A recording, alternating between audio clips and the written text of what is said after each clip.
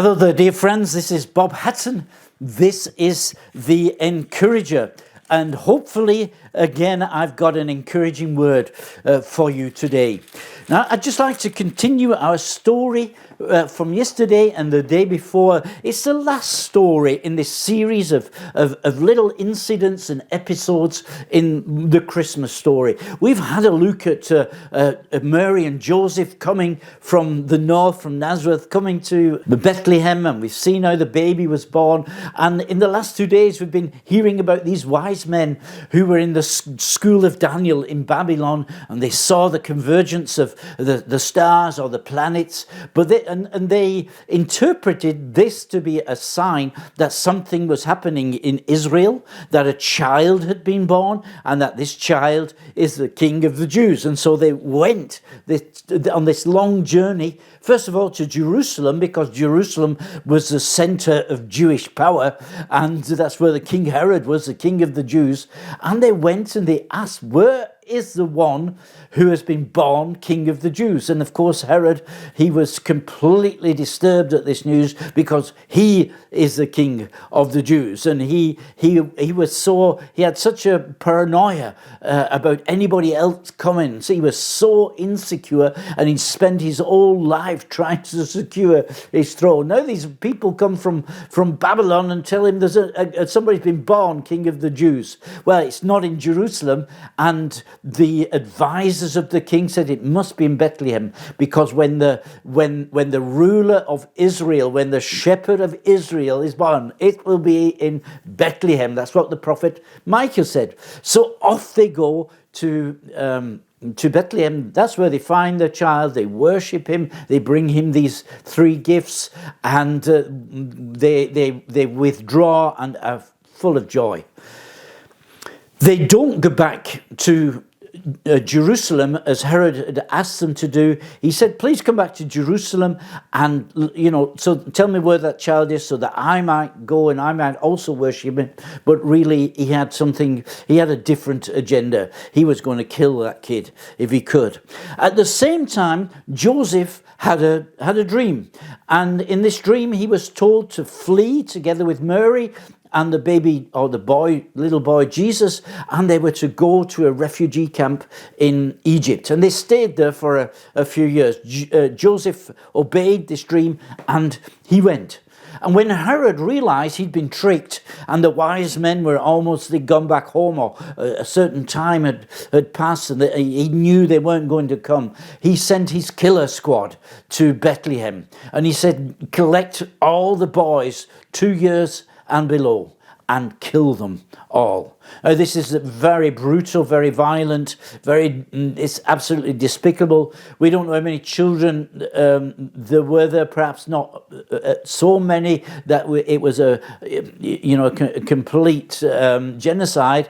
But people say maybe between a half a dozen and about 20. But even if it was only one child, that's one child too many. And he has them killed. And Matthew finishes this story with a quotation, and I'll read it. It's in verse 18 of Matthew chapter 2, and he says, this happened so that it would be fulfilled what was spoken by the prophet Jeremiah. And in verse 18 he says, a voice was heard in Ramah, weeping and loud lamentation, Rachel weeping for her children.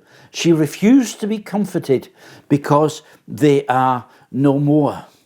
And as this terrible event happened in Bethlehem, then the gospel writer Matthew, he's reminded of this word in the book of Jeremiah. Jeremiah has a very long prophecy, what he brings to the people of Israel. It goes over 2 chapters, and this is just one verse that is taken out of those chapters. But it's a very interesting verse, because it in chapter 30, Jeremiah starts to, it says there, the word that came to Jeremiah from the Lord, thus saith the Lord, the God of Israel. And he writes this prophecy down, but he's also speaking this prophecy to the people. And he's speaking speaking to the Jewish people, the Jewish nation, in the year 586 BC. Something dramatic has happened just the day before. Israel is now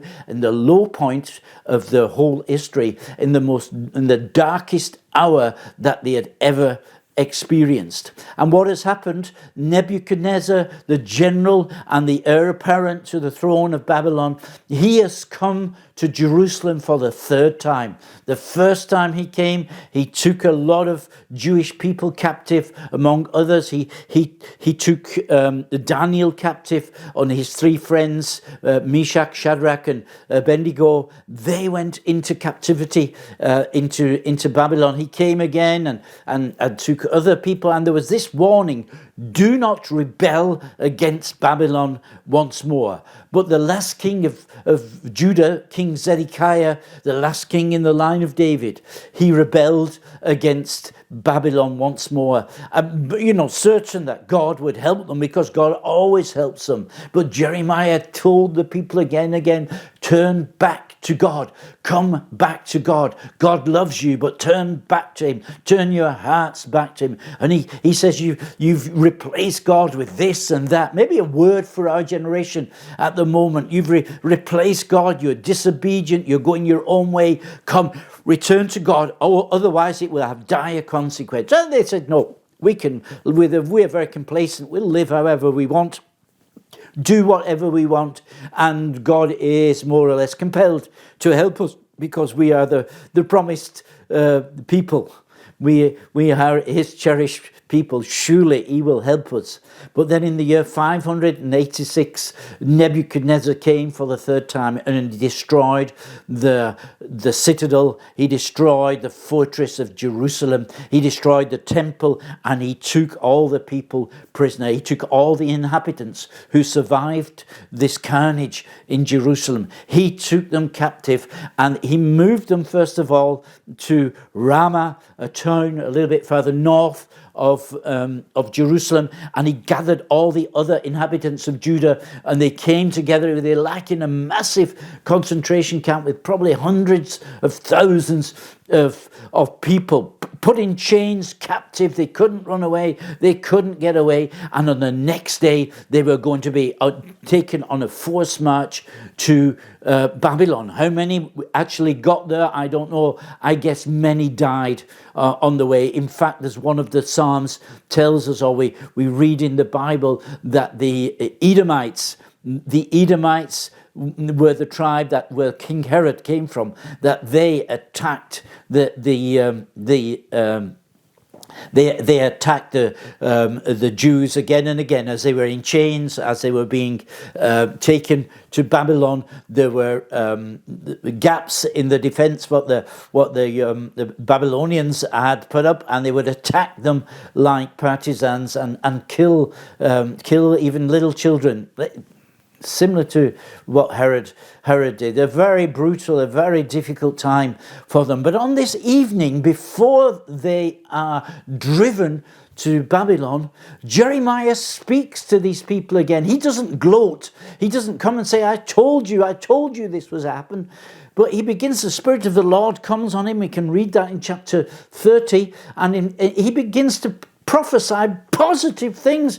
He says once more, the virgins will dance in the streets of Jerusalem. They'll be dancing here. The young men and the old men, they'll be celebrating on the streets of Jerusalem. Something new will come. I'll bring you back to this place. You'll be gone for quite a long time. And we know from history, this group of people were gone for 40 years. And then the King Cyrus of Persia, who was then the ruler, he allowed them to return to Jerusalem. We read that in the book of Ezra, and they came back to build the temple. That's another story. But they were gone for 40 years. But Jeremiah said, a day will come, and God will bring you back, and there'll be joy, and there'll be celebration, and there'll be goodness in the streets of Jerusalem. But he says, I'll make a new covenant with you, not like the covenant of when you came out of out of Egypt. I will make a new covenant with you.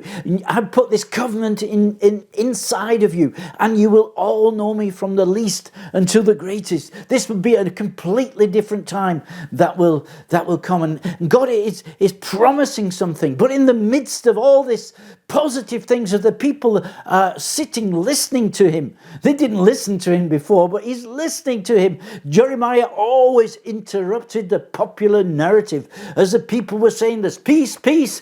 Jeremiah said, there is no peace. Turn back to God. He was interrupting the narrative of what everybody else was saying. And now they've lost everything. There's doom and gloom, and they're so sad. And instead of just supporting them in this, Jeremiah says to them, there is hope. There is always hope in God. A new time, another time will come. And as we look at history, we think, what on earth has happened? What, some people are here today and gone tomorrow. Some nations are here today, gone tomorrow. There are some powers that are here today, gone tomorrow. But God is still on the throne, and God has always got hope. And in the middle of this very positive message, Jeremiah speaks this one verse, which Matthew quotes, and he says, a voice is heard in Ramah, lamentation and bitter weeping. Rachel is weeping over her children. She refuses to be comforted for her children because they are no more. And I think we're introduced once more to Rachel, who we've already seen before in the history. Rachel was an intercessor. Rachel was an intercessor. One day she went to Jacob, and she was in such great turmoil because she couldn't have any children.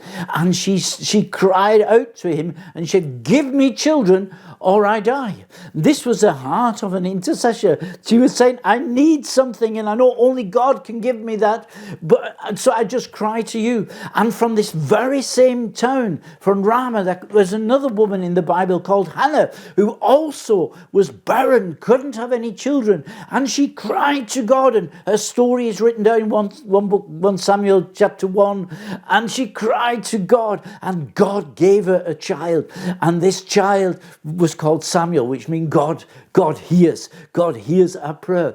So I think in this time of such desperate need, and we see the positive message, but to get to the positive to get this positive message into flesh and blood, we need to intercede before God.